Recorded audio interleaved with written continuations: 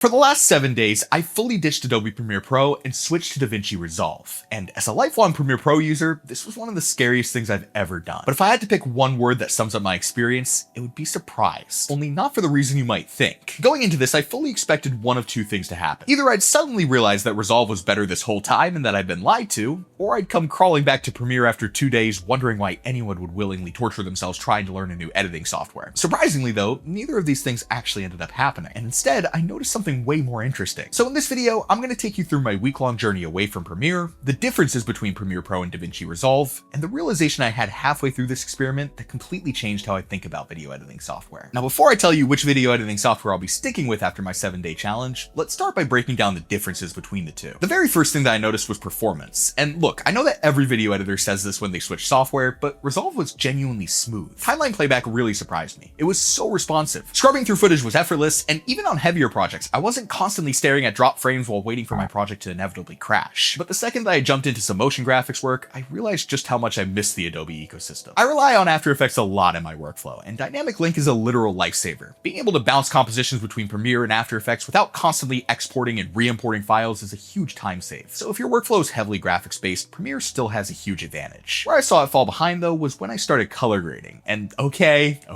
I get the hype now. Even though the node-based workflow genuinely gave me nightmares for the first few days, once I understood it, everything started feeling way more seamless and intentional than just stacking Lumetri effects in Premiere and hoping it worked. Eventually. What I can't say I liked as much though is Resolve's timeline workflow. It wasn't necessarily bad, I just feel like Premiere is a little bit more immediate. Everything you need is all in one place with Premiere. And after all the time that I've spent in Premiere, there were moments in Resolve where I missed that get in and go feeling. What I didn't miss though was how fragmented the Adobe workflow can get when projects get big. I mean, while I wouldn't necessarily trade After Effects, there was something really nice about not having to bounce between Premiere, After Effects, Audition, and Media Encoder just to finish one edit. Resolve let me do a little bit of everything, and once I got over the initial learning curve, this experiment started getting really interesting for me. About halfway through the challenge, I realized the actual editing software mattered way less than I expected it to. Because while I was experimenting in Resolve, my team was still in Premiere, and surprisingly, we were able to seamlessly work between the two by importing our project XML files back and forth between Premiere and Resolve. But that was only possible because of the infrastructure we had surrounding our editing software. Instead of having to download separate local copies of all of our footage and project files, we relied on LucidLink to keep our team synced. LucidLink centered our workflow in a shared cloud file space that behaves like a local drive. So instead of uploading footage for somebody else to download, you work directly from the same shared file space in real time. And the reason this works is because LucidLink relies on a file streaming model instead of the send and receive model that traditional cloud storage solutions use. So all we had to do was convert the XML files, and all of our footage would already be synced to the timeline, whether we were in Resolve or Premiere. No downloading files, no missing media, and no version confusion. We could just open up the file space and work immediately. And this honestly changed my perspective on the entire Premiere Pro versus DaVinci Resolve debate. In 2026, every major video editing software is really good. Premiere is good. Resolve is good. Final Cut is good. Even CapCut is surprisingly good. But this also means that the software you use matters a whole lot less. The bigger bottleneck now is the infrastructure around your software. Your storage, your file management, your collaboration workflow. And when those systems suck, every editing software suddenly feels worse. And that's what really surprised me. Resolve didn't secretly destroy Premiere, and Premiere didn't win me back after 2 days. Instead, I realized when your infrastructure is centralized properly, the actual editing software you use matters way less than you would think when starting a challenge like this. So after 7 days, am I switching permanently?